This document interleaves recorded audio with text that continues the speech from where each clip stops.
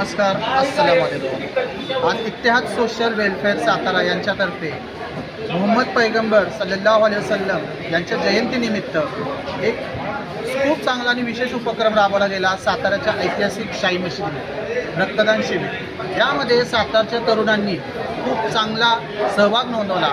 विविध जाती धर्माच्या लोकांनी याच्यामध्ये सहभाग नोंदवला, विविध राजकीय सामाजिक संघटनांनी याच्यामध्ये सहभाग नोंदवावा आणि विविध नगरपालिकेच्या विविध नगरसेवकांनी सुद्धा याच्यामध्ये सहभाग नोंदवला। आम्हाला हे खूप अभिमानास्पद वाटत आहे आणि या सहभागातून आमचा पण आत्मविश्वास दुणावला आहे आणि समाजातून जे काही संदेश द्यायचा आहे तो हाच द्यायचा आहे की आपण सगळं काही जरी कुठल्या जाती धर्माचे असलो तरी रक्ताचं नातं हे रक्ताचंच नातं असतं।